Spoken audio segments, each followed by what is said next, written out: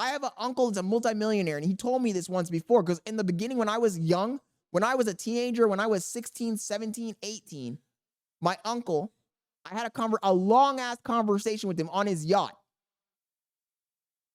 And he told me something that stayed with me for my entire life. He told me a word of advice that stayed with me my entire life. He said, what you're saying makes a lot of sense, and nobody is better than anyone else.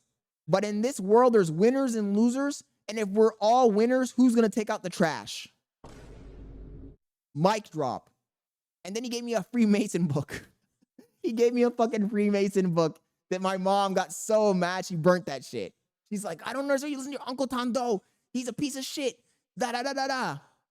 And she threw the book away. But he gave me a Freemason book, and he said that shit to me, and that shit stuck with me my entire life after that. He said, if everybody's rich, if everybody's successful, if everybody's a winner, who's going to take out the trash? And it's true. You can't have a system where we're all winners. It's not sustainable. For you to win, someone has to lose. That's just life. Exactly, cornbread. Who's going to put the fries in the bag? You can't have a society like that. Look at all the societies that tried to implement pure communism. It didn't work. It doesn't work because there's no incentives. Why am I going to bust my ass? Why am I going to bust my ass for a society that doesn't reward me with anything that I can show my neighbors? Like, why wouldn't you work hard? Like, in every single communist society, the same thing always happens. The people don't want to work. Food production goes down. A bunch of people starve.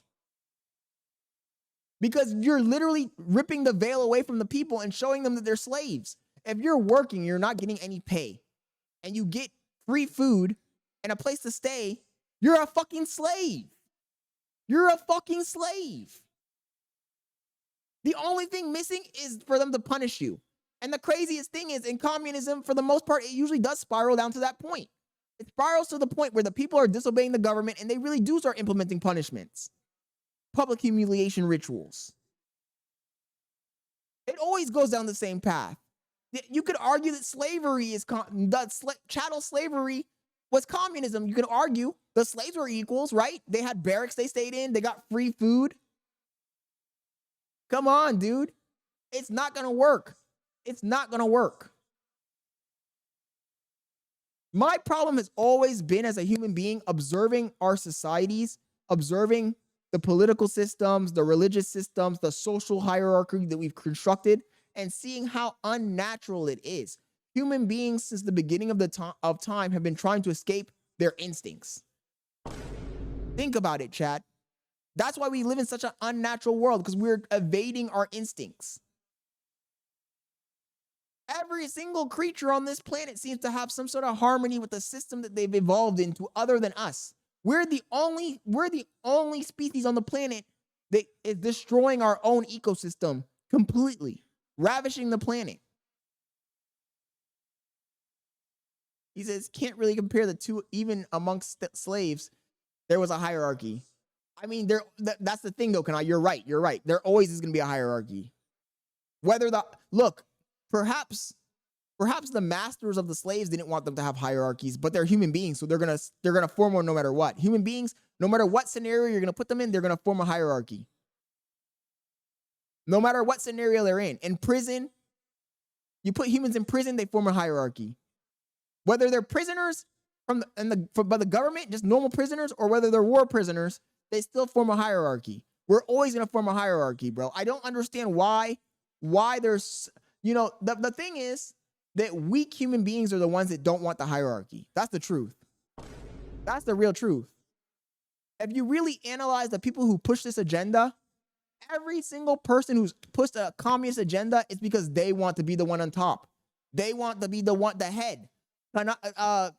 Hasanabi, Hassan Piker. You think that Hassan Piker, if we all listened to what he said and we said, okay, let's implement a communist system. You think that if he was in charge, he wouldn't lord over everyone else? You think he wouldn't abuse the system? It's a lie. You can't trust anyone. That's why we need diversification of government. We don't need consolidation of government. Otherwise, it will never work. So far, honestly, the system that we've developed in our country, America, the USA, the good old USA, has been one of the best systems ever developed in the history of humanity. Unfortunately, it's starting to fucking fall apart. The institutions are starting to erode.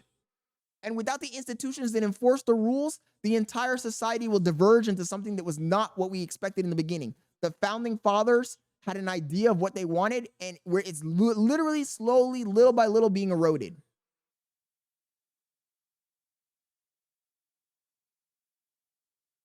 Entropy. We're looking at societal entropy.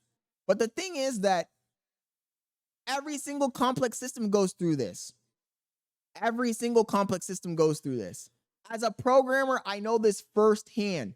You could develop a program and the code could be perfectly pristine. And as the months go by and you refactor your code and you add features or remove features or improve features, the code little by little starts to degrade to the point where 7 years later, the code that you started out with is completely different from the code that you have now, and your shit is trash. And it's the same thing with the government. And if you don't maintain, if you don't enforce the rules, if you don't control, you keep a balance between too much bureaucracy and too little bureaucracy, before you know it, the entire system will be changed. It will corrupt itself, because we're human beings.